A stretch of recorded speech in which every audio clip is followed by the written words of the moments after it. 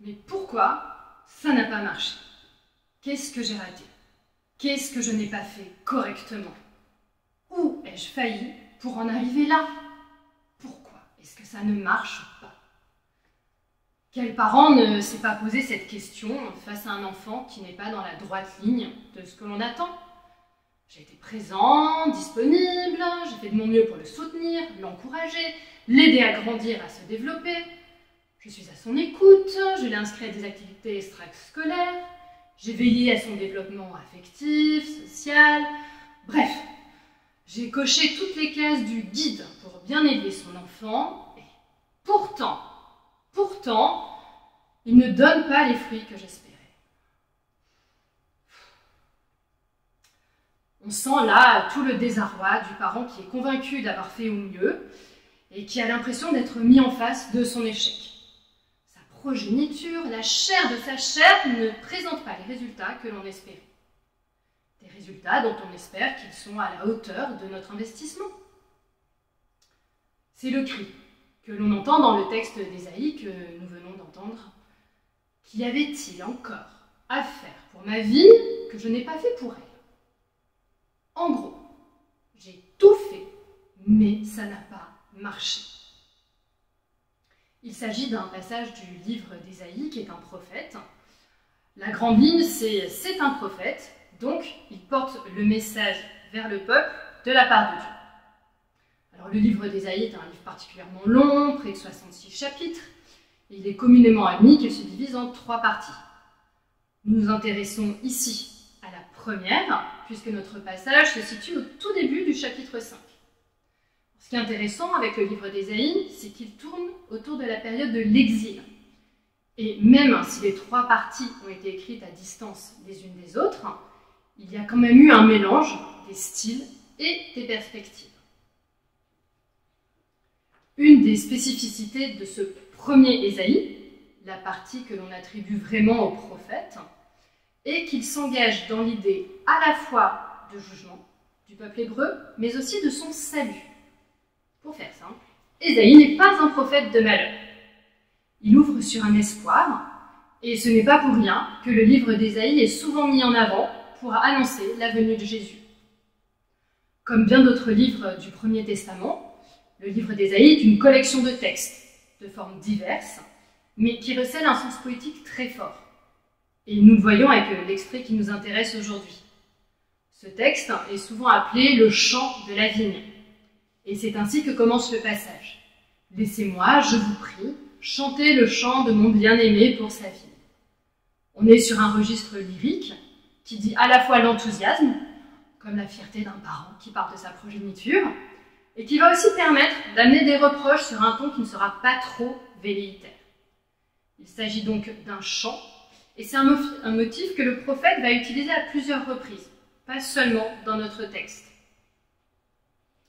Nous avons donc ce motif du chant, qui revient souvent, et ça s'ouvre sur une envolée lyrique et poétique.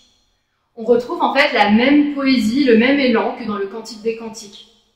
Et d'ailleurs, cette vigne est également présente dans le Cantique des Cantiques. On a là 2 écritures poétiques et une image de la vigne qui, dans les 2 cas, est à interpréter. Chez Ésaïe, il s'agit d'une vigne dont on a pris grand soin et qui pourtant n'a pas donné de fruits, alors que dans le Cantique des Cantiques, la jeune fiancée est accusée de ne pas préserver, de ne pas avoir assez pris soin de sa vigne. Alors, si on se permet le jeu de mots, on peut dire que la vigne n'a pas toujours bonne presse.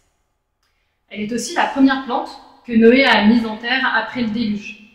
Celle-ci donnera de beaux fruits, du bon vin, à tel point que Noé, enivré, dévoilera sa nudité à ses fils et entraînera la malédiction sur l'un d'entre eux.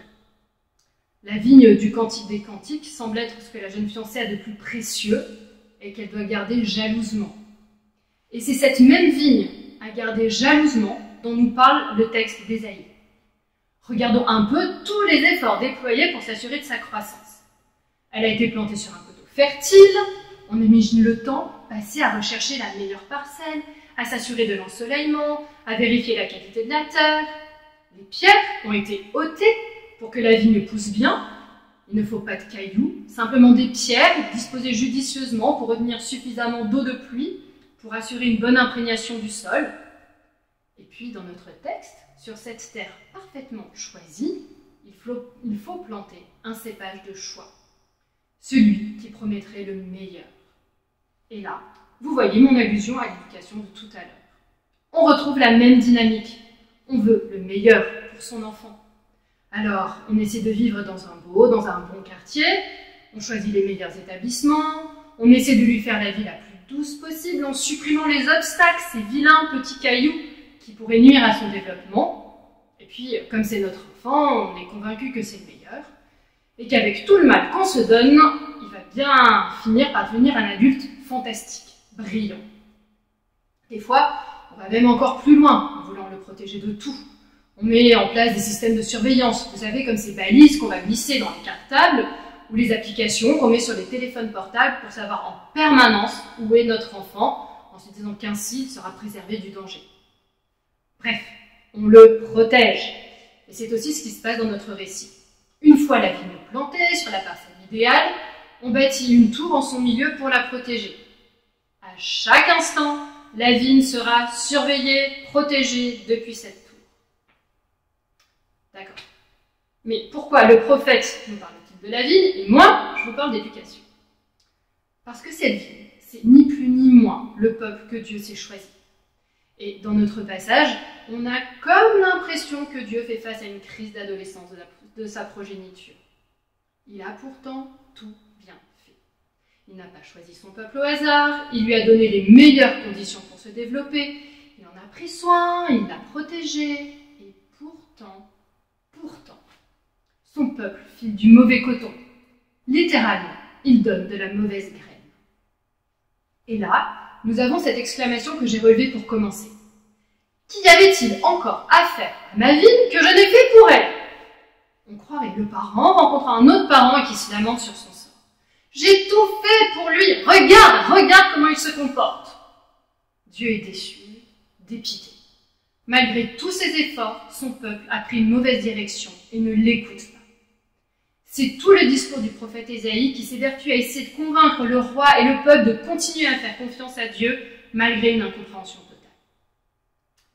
J'aime à penser que Dieu, comme tout parent, a parfois dû revoir ses modèles éducatifs.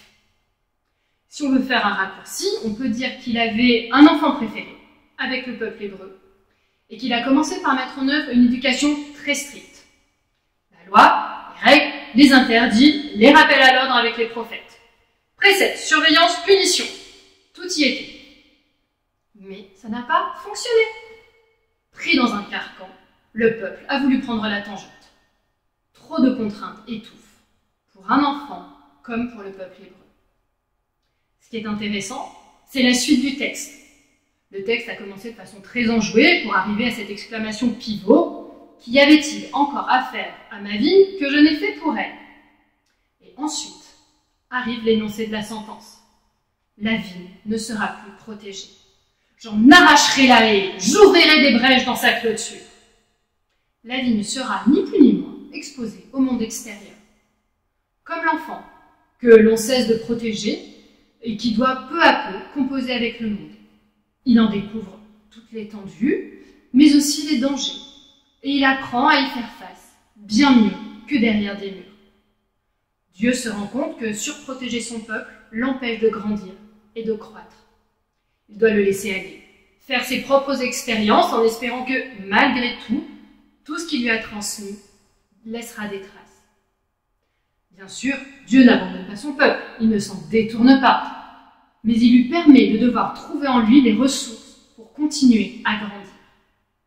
Il ouvre son peuple aux échanges, au contact avec d'autres peuples, au risque du danger, certes, mais maintenir un enfant sous sa coupe n'en a jamais fait un adulte. Alors, j'ai envie de penser que ce passage témoigne d'un tournant dans le rapport de Dieu à son peuple, dans cette image d'éducation.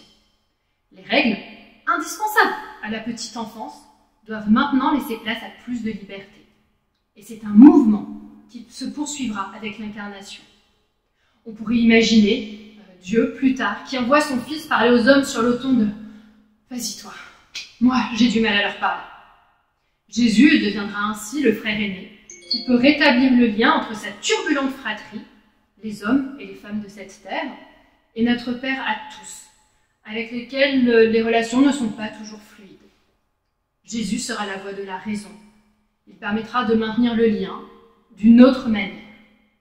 Et aujourd'hui, la crise d'adolescence étant passée, on peut renouer un dialogue. Alors ce texte peut être compris comme un jalon de la révélation, un moment charnière qui va amener Dieu à envisager l'incarnation. D'ailleurs, aucun autre texte mieux qu'Ésaïe n'annonce la venue du Christ. Alors, où en sommes-nous aujourd'hui? Notre relation à Dieu est un cheminement constant.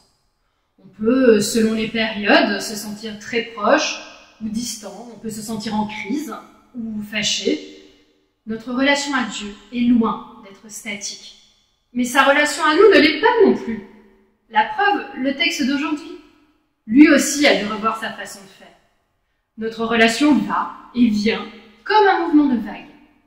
Mais nous ne sommes pas enracinés sur un coteau, enfermés par des murs et surveillés depuis une tour. À la lumière de ce texte, la venue du Christ parmi les hommes montre de façon encore plus vive tous les ajustements auxquels Dieu est prêt pour nous rejoindre, pour prendre soin de nous et nous permettre de grandir. Nous sommes assurés qu'il porte sans cesse sur nous ce regard plein d'amour et d'un parent, mais aussi qu'il nous permet de croître tous les jours dans sa lumière.